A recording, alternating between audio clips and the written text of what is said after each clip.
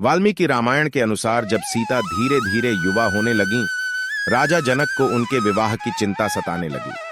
उस समय जनक ने यह निश्चय किया, मैं धर्मतः अपनी पुत्री का स्वयंवर करूंगा। स्वयंवर के लिए उन्होंने घोषणा की कि जो भी अपने पराक्रम से भगवान शिव के द्वारा दिए गए धनुष पर प्रत्यंचा चढ़ा देगा, उसी के साथ सीता का विवाह कर दिया जाएगा।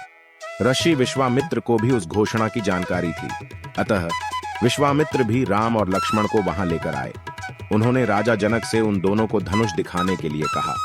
धनुष दिखाने से पहले राजा ने उस धनुष का पूरा वृतांत बताते हुए कहा कि बहुत समय पहले दक्ष के यज्ञ विध्वंस के समय परम पराक्रमी भगवान शंकर ने रोष पूर्वक इस धनुष को उठाकर देवताओं से कहा, मैं यज्ञ में अपना भाग प्राप्त करना चाहता था, किंतु तुम लोगों ने मुझे नहीं दिया, इसलिए मैं इस धनुष से तुम लोगों के श्रेष्ठ अंग काट डालूंगा। इसे सुनकर शिव के क्रोध से भयमीत देवतागण भगवान शिव की स्तुति करने लगे, जिससे वे प्रसन्न हो गए। प्रसन्न होकर उन्होंने इस धनुष को देवताओं को अर्पित कर दिया। देवताओं ने इस धनुष को जनक के पूर्वज महाराज देवरात के पास धरोहर के रूप में रख दिया। भगवान शंकर का यह धनुष इतना भारी था कि किसी से भी पूरा प्रयत्न करने पर भी यह हिल नहीं पाता था। भूमंडल के नरेश स्वप्न में भी उसे उठा सकने में असमर्थ थे। इस धनुष को पाकर जनक ने भूमंडल के राजाओं को आमंत्रित करके उपरोक्त घोषणा की। बहुत से पराक्रमी राजा आए और उन्होंने उसे उठाने का बहुत यत्न किया, लेकिन कोई भी उसे उठाने अथवा हिलाने में समर्थ न हो सका।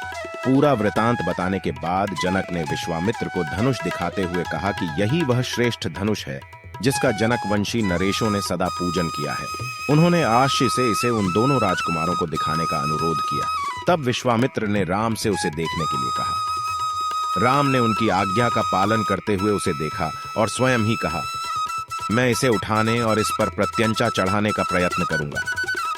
महर्षि की आज्ञा से राम ने धनुष को बीच से पकड़कर लीलापूर्वक उठा लिया और खेल सा करते हुए उस पर प्रत्यंचा चढ़ा दी। ज्यों ही उसे कान तक खींचा, त्यों ही वह बीच से टूट गया। टूटते समय उससे वज्रपात के समान बड़ी भारी आवाज हुई। तब राजा जनक ने कहा, महादेव के धनुष पर प्रत्यंचा चढ़ाना अत्यंत अद्भुत, अचिंत्य और अतर्कित घटना है। मेरी पुत्री सीता दशरथ कुमार राम को पति के रूप में प्राप्त करके जनक वंश की कीर्ति का विस्तार करेगी। बाद वशिष्ठ सहित विश्वामित्र ने भरत और शत्रुघ्न के लिए क्रमशः मांडवी और श्रुतकीर्ति का वर्ण करने के लिए कहा।